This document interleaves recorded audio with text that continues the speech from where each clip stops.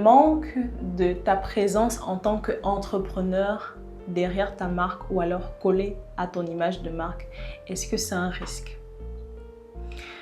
Généralement, lorsqu'on parle aux entrepreneurs ou alors lorsqu'on leur demande de créer du contenu vidéo, la majorité des réponses que l'on a, c'est « je suis trop timide, je ne peux pas parler devant la caméra, je ne saurais comment m'exprimer, je n'ai pas suivi une formation en art oratoire, du coup, je ne peux pas le faire. » Moi aussi, j'étais très timide avant de parler comme je te parle aujourd'hui. C'est bizarre, n'est-ce pas? Tu ne pourrais pas le croire, n'est-ce pas? Alors que c'est vrai. J'étais toujours dans mon coin. Au lycée, c'est à peine si tu pouvais me remarquer dans les kermesses. Alors qu'on sait que les kermesses, c'est là où tout le monde a envie d'aller. Tout le monde a envie de faire son show là-bas. On veut se faire voir. En fait, durant toute l'année, on est avec la tenue. Donc, pendant la kermesse, on veut pouvoir se lâcher. On veut montrer qu'on a autre chose que la tenue. La tenue peut cacher des choses, mais le jour de la kermesse, on a la possibilité de montrer autre chose que ce qui est dans la tenue. Mais moi, j'y étais pas. Parce que j'étais quelqu'un de... Je me représentais ou alors je me voyais, je me qualifiais comme quelqu'un d'introverti qui préfère rester chez soi. Après, c'est aussi peut-être une culture qu'on a inculquée dès le bas âge. Mais pour te dire que j'étais comme toi, je ne pouvais pas parler devant la caméra parce que j'avais peur du regard de l'autre. Mais laisse-moi te dire qu'en réalité, ce n'est pas le regard de l'autre qui te fait peur. C'est ton regard à toi. Tu as peur que le regard de l'autre confirme ce que toi, tu penses de toi-même. Tu as peur que le regard de l'autre confirme que tu te sens pas belle. Parce qu'en fait, c'est ça. Il va dire que tu ne te sens pas belle ou alors il va dire que tu n'es pas assez jolie.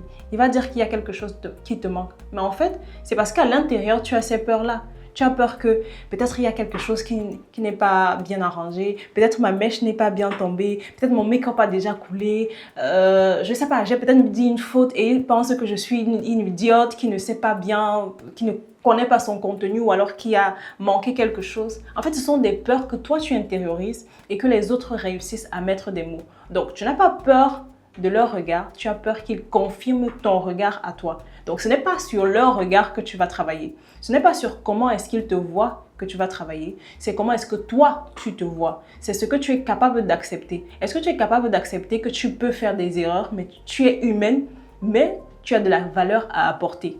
Est-ce que tu es capable d'accepter que tu peux avoir une mèche qui n'est pas très bien mise, mais ce n'est pas grave parce que ce n'est pas ça le plus important. C'est la valeur que tu es en train d'apporter. Est-ce que tu es capable d'accepter que tu vas faire une erreur 1, 2, 3 fois, mais après, ça va aller parce que tout le monde fait des erreurs, mais on peut avancer. Donc, la création de contenu, la première fois que tu vas parler devant la caméra, tu vas balbutier peut-être, tu vas perdre ton verbe, mais c'est avec la pratique que tu vas pouvoir réaliser des contenus. On ne sait pas faire quelque chose jusqu'à ce qu'on le fasse. D'accord ?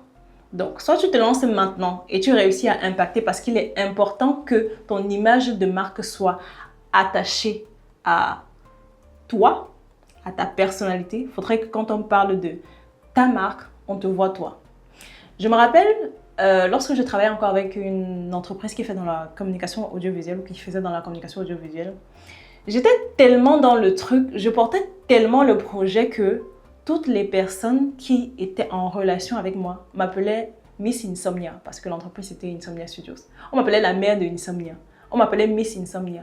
Partout où je passais, on savait que non, elle est en Insomnia. Parce que j'ai réussi à attacher mon image à l'image d'Insomnia. Mes contenus en ligne, j'ai réussi à faire des contenus en ligne. Quoique je n'étais pas le PDG de l'entreprise. Je n'étais qu'une simple employée, simple vendeuse. Mais je portais le projet. Tu dois pouvoir porter ton projet. Personne ne va te suivre si toi-même tu ne suis pas. C'est toi qui donnes de la valeur à ce que tu fais. C'est toi qui dis aux autres, suivez-moi. Ce n'est pas ton contenu qu'on suit. Ce n'est pas ton produit qu'on suit. C'est toi la personne, toi le leader, ce que tu apportes, ta valeur, l'unicité que tu viens avec. C'est ton sourire, c'est ton énergie. C'est ça que les gens suivent. Et pas forcément uniquement ta valeur, pas forcément uniquement ton entreprise, pas forcément uniquement ta marque. Ce contenu t'a apporté de la valeur. Il y a certainement quelqu'un, un entrepreneur comme toi, qui en a également besoin. Alors maintenant, partage, mais surtout abonne-toi pour ne manquer aucune de nos prochaines vidéos.